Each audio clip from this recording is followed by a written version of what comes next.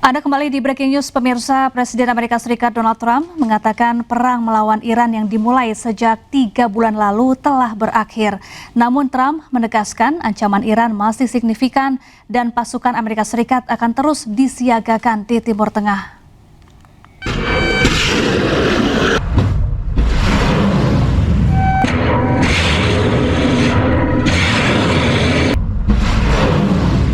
Presiden Amerika Serikat Donald Trump mengumumkan kepada Kongres bahwa perang melawan Iran telah berakhir. Operasi militer Amerika Serikat yang diluncurkan tanpa persetujuan Kongres tersebut telah mencapai batas waktu 60 hari. Trump menyatakan operasi militer di Iran telah dihentikan setelah gencatan senjata yang dimulai 7 April 2026.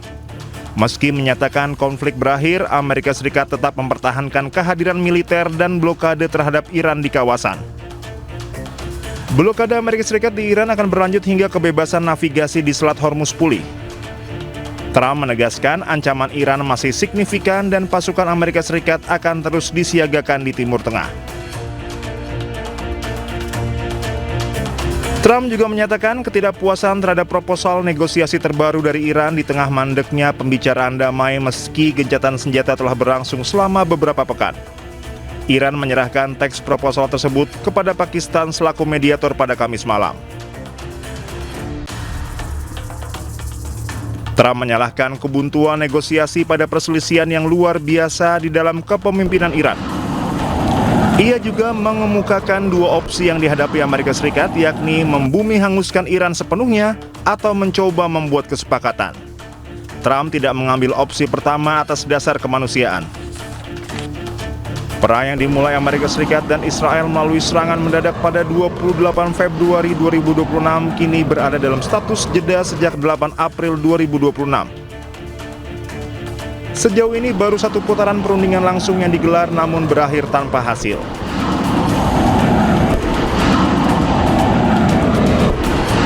Berdasarkan Undang-Undang Kekuasaan Perang, Presiden Amerika Serikat memiliki waktu 60 hari melancarkan perang tanpa persetujuan Kongres.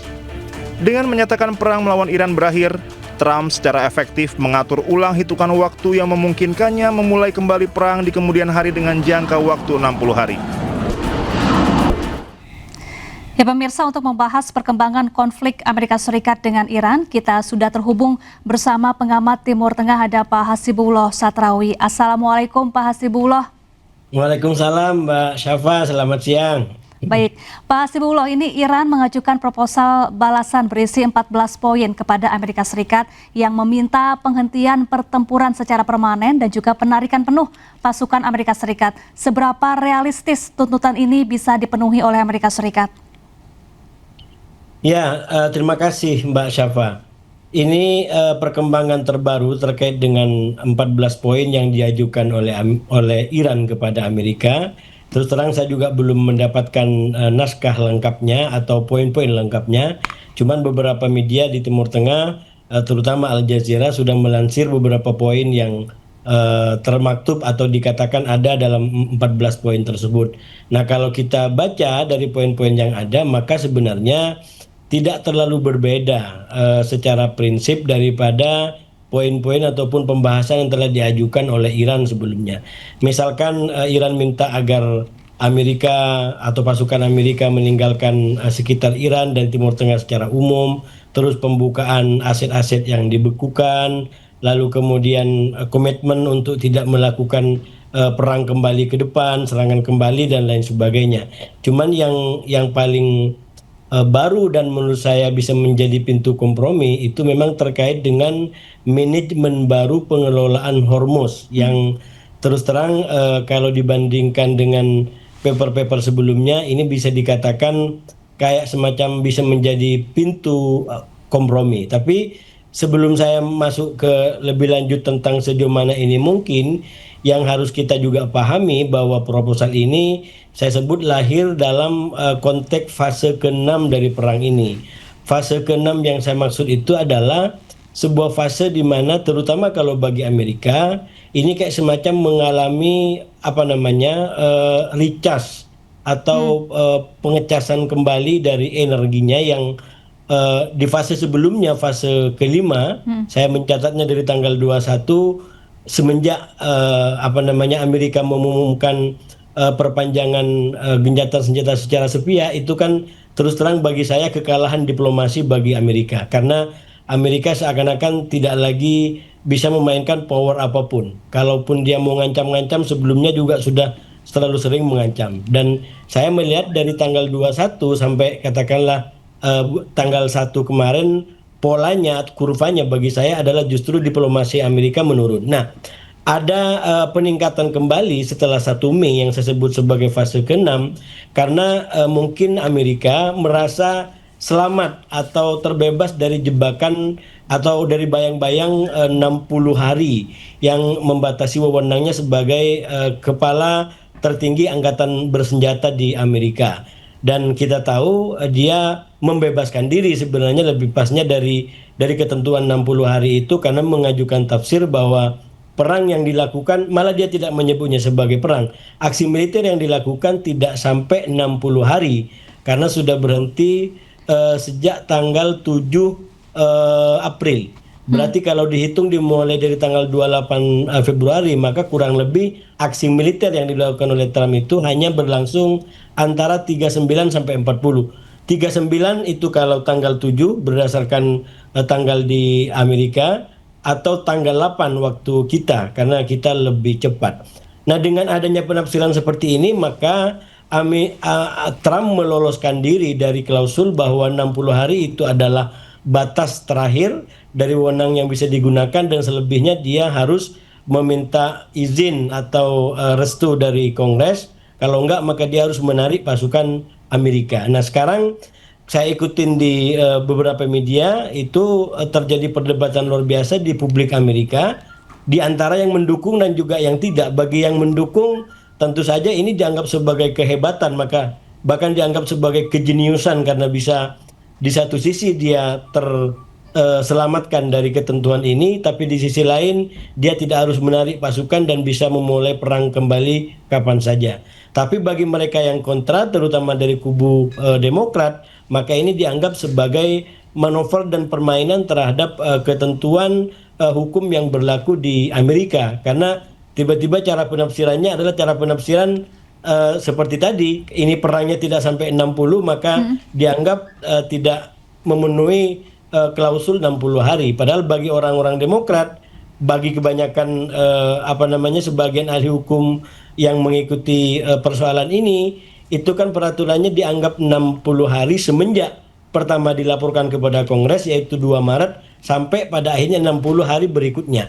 Apakah dia genjatan senjata atau apalagi masih ada blokade, itu sebenarnya masih bagian daripada pengerahan angkatan bersenjata. Tapi sekali lagi, ini pada akhirnya karena sudah jalan masing-masing, nanti akan ditentukan di Kongres sendiri akan seperti apa mekanismenya. Apakah Trump akan dianggap sebagai melanggar hukum, melanggar undang-undang, atau justru akan dianggap sebagai orang yang cerdas seperti disampaikan oleh para pendukung Trump, terutama dari masyarakat dari basis-basis Republik. Nah, yang ingin saya katakan Mbak Syafa dari ini semua, maka ini yang saya bilang, Trump mendapatkan kayak semacam kepercayaan kembali, mendapatkan kekuatan kembali, dan itu sangat terlihat dari pola komunikasinya yang kembali datang dengan ancaman-ancaman gitu.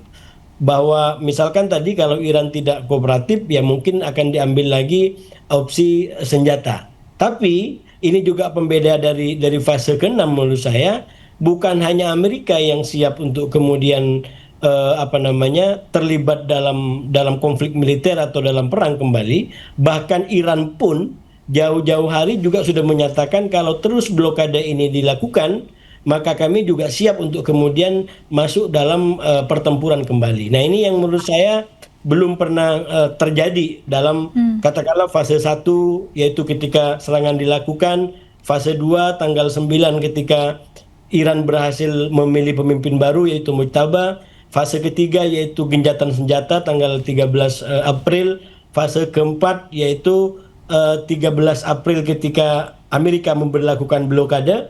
Bagi saya fase keempat ini adalah pembeda dari perang sebelumnya.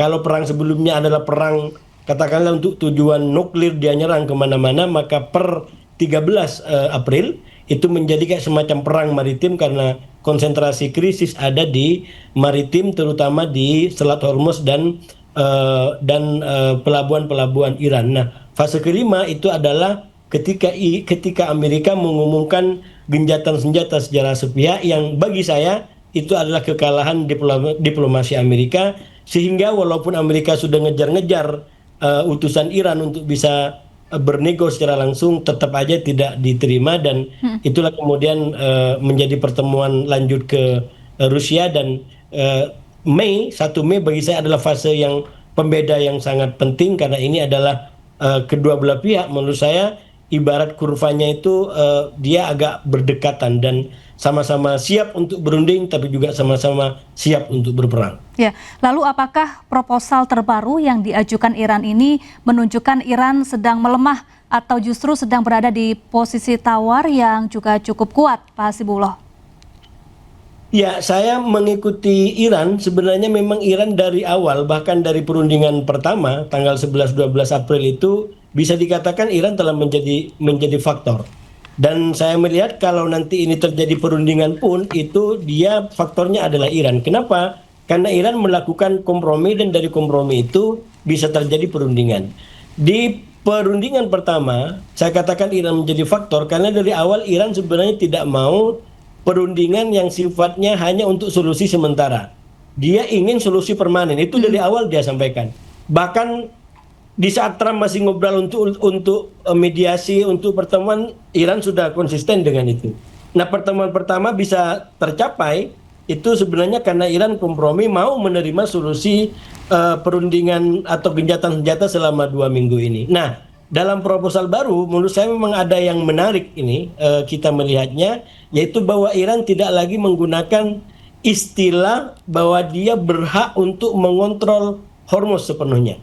Jadi dia menggunakan istilah, minimal yang saya baca, ini belum tentu benar karena bukan merujuk kepada naskah yang mereka berikan, tapi ini berdasarkan info-info yang tersebar di media.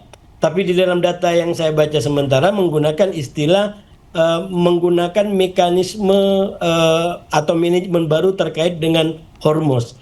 Dan ini sebenarnya menjadi salah satu isu yang paling krusial, karena dari berbagai macam isu yang diajukan, yang mentokkan dua, yaitu soal Hormuz dan soal nuklir. Soal Hormuz itu pada intinya, pada pokoknya adalah karena Iran mau ke depan itu Hormuz tetap di dalam kontrolnya. Dan ini bahkan disampaikan juga oleh Mujtaba sebagai pemimpin tertinggi bahwa Hormuz adalah bagian dari Iran dan ke depan akan dikelola dengan sistemnya Iran. Nah, ini yang menurut saya, suka atau tidak suka, dukung atau tidak mendukung kepada Iran, saya selalu sampaikan Selat Hormuz itu bisa menjadi titik balik. Saya mengatakan pada awalnya mungkin masyarakat dunia akan mendukung yang dilakukan oleh Iran di Hormuz. Apalagi Iran sangat pintar membuat narasi bahwa Hormuz itu dilakukan, bukan, Iran dari awal tidak mengatakan menghalangi Hormuz, tapi mengatakan mengamankan Hormuz. Karena dengan adanya perang yang dilakukan oleh Israel dan Amerika, maka Hormuz tidak lagi aman. Nah, itu legitimasi atau pembenaran yang dibuat, walaupun faktanya mungkin ada kayak semacam penarikan tarif tertentu. Nah, semakin ke sini itu Iran semakin mutlak katakanlah mengkapitalisasi atau mengamankan, tapi lebih daripada sekedar mengamankan, karena juga mengambil tarif di situ, dan tidak semuanya juga dapat izin. Punya kita juga belum lewat di situ, padahal saya selalu katakan Indonesia nggak punya salah apa kepada Iran dan nggak ada kaitan dengan Israel. Jadi mestinya kapal-kapal kita sudah bisa lolos dari Hormuz. Nah, terlepas dari persoalan subjektif saya dan kita semua tentang kapal kita ingin kembali kepada persoalan Hormuz dan Iran. Pada awalnya Iran dimaklumi mungkin oleh paling tidak masyarakat dunia yang ingin dunia lebih adil agar Amerika tidak double standar, dengan cara katakanlah manajemen yang dilakukan Iran, yaitu kapal-kapal dari Amerika dan Israel tidak boleh melintas misalkan. Itu normatifnya. Tapi menurut saya tetap aja ini tidak bisa selamanya dan tidak bisa semuanya. Tidak bisa selamanya artinya apa? Kalau mau dipermanenkan, maka saya yakin negara-negara lain juga mau terlibat karena kepentingannya juga terkait di situ. Jadi Hormuz tidak bisa lagi hanya menjadi persoalan Iran, apalagi cuma dengan Oman, apalagi juga cuma dengan Amerika. Sekarang ini dengan Hormuz di blokade double blokade, kan yang menjadi terdampak bukan hanya Iran, bukan hanya Amerika, bukan hanya Oman, tapi seluruh negara. Mulai dari katakanlah negara-negara Arab Teluk sendiri, bahkan juga negara-negara Baik. Eropa, akan kita juga Asia dan masih banyak yang lain. Jadi itu artinya apa? Kalau kita berkaitan dengan manajemen Hormuz ke depan, saya yakin tidak cukup hanya diselesaikan oleh 2 atau 3 negara ini, tapi butuh pelibatan masyarakat global. Itu Baik. tentang masanya. Tentang target Oke. apalagi